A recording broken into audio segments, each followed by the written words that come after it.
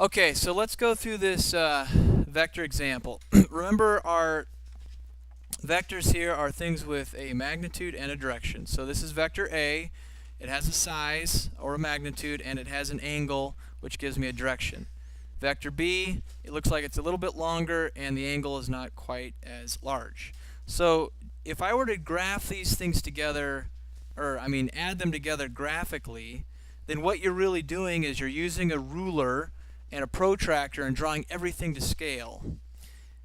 And you are using the head to tail method. So you draw an A, and then where A stops, you put in B and start that and draw that in. Probably should be a little longer, but oh well.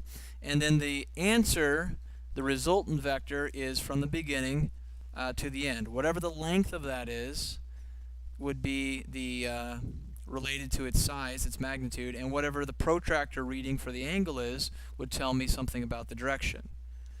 So then I would report, once I've measured it and converted it back into whatever it represents, well, that's r units long, and it's at whatever angle above the positive x-axis.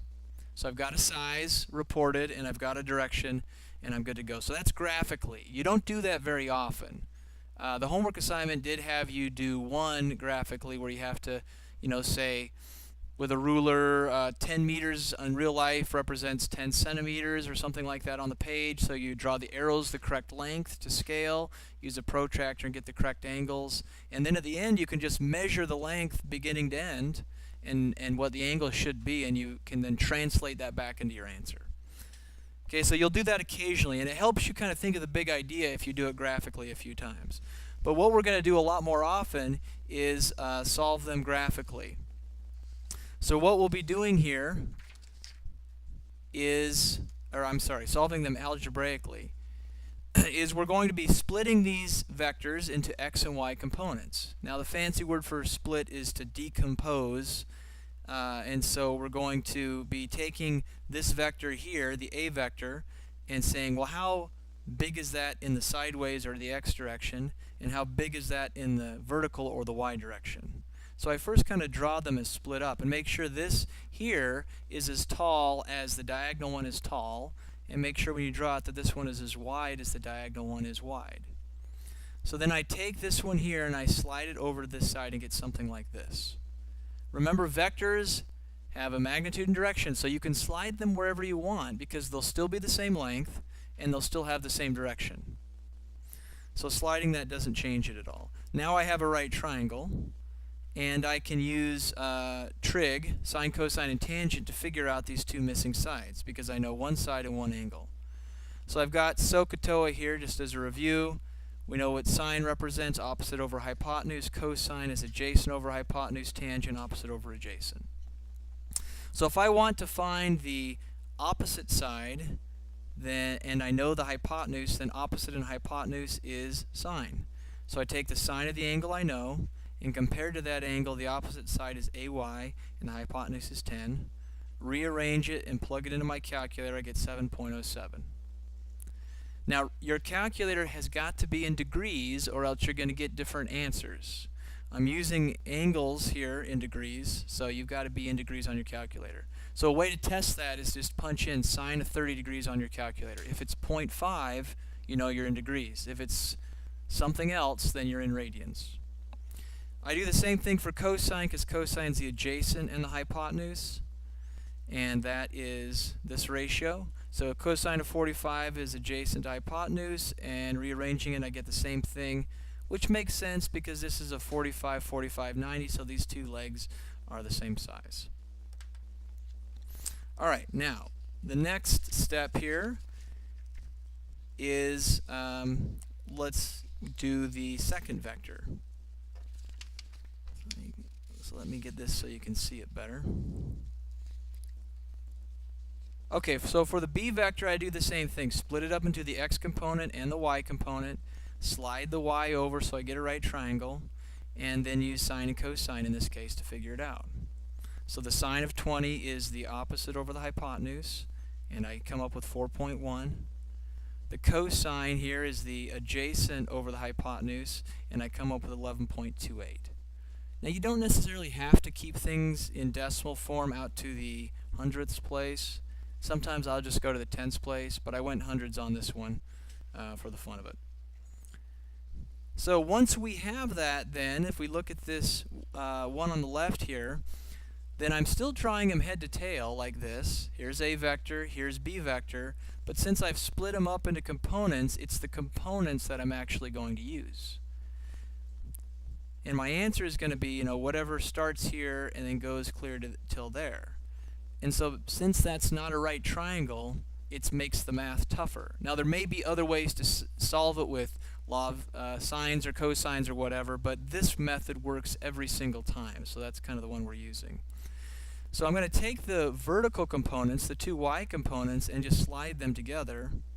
And I'm going to take the two horizontal components, the x components, and slide those together. So the a vector took me up 7.07, and then the b vector here takes me up another 4.1. The a vector takes me over 7.07, then the b vector takes me over another 11.28. So this will get me to the same end spot as when I went A and then B. I'm just going the verticals and then I'm going the horizontals basically. And what I've done here is I forced this thing to be a right triangle, because now that is a right triangle because the x and y axes are always perpendicular. So now I can just add these two together and get 18.35. Add these two together and get 11.17, and now I can just use Pythagorean theorem to come up with what the new resultant is, which I've done here. So it's 21.48. Then I know the size now, or the magnitude. Now I just need a direction. So I need to come up with, well, what is this angle here?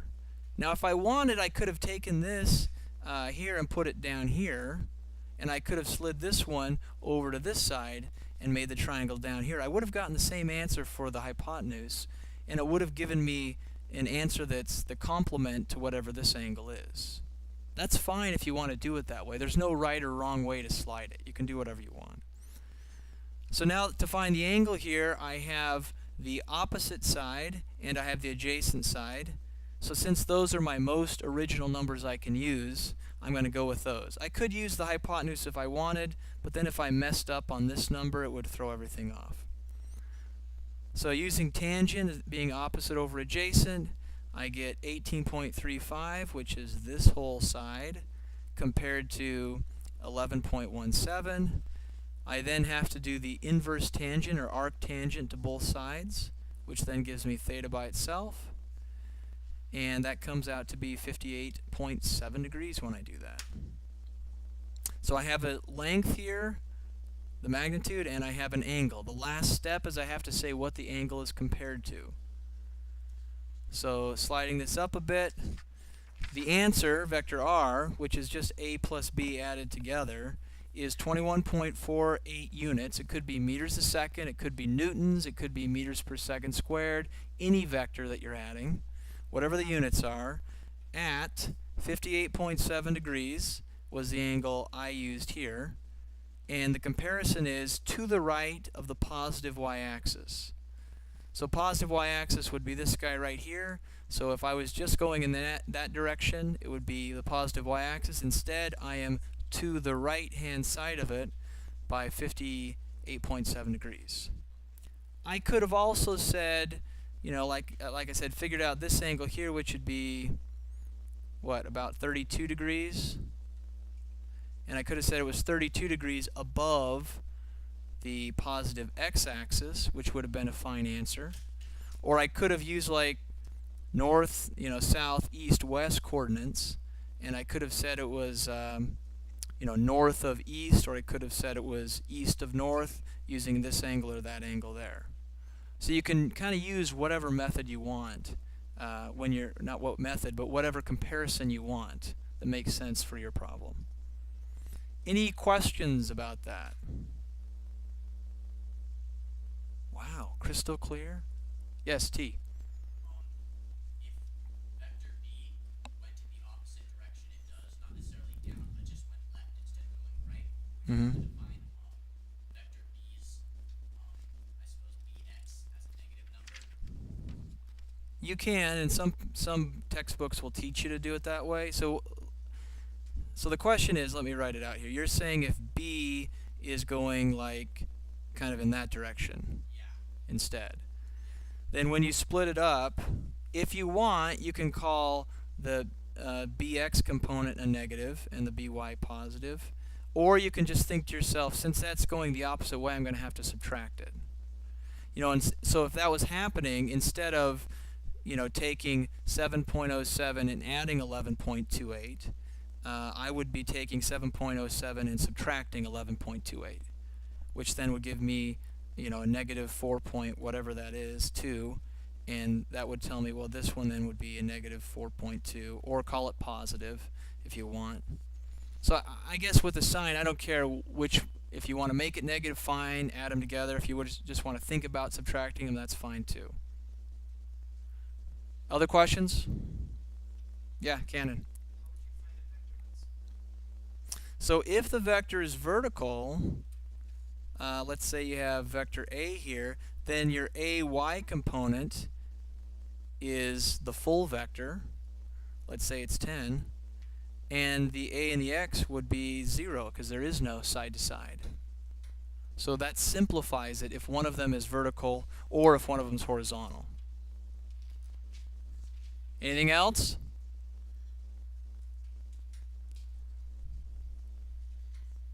All right.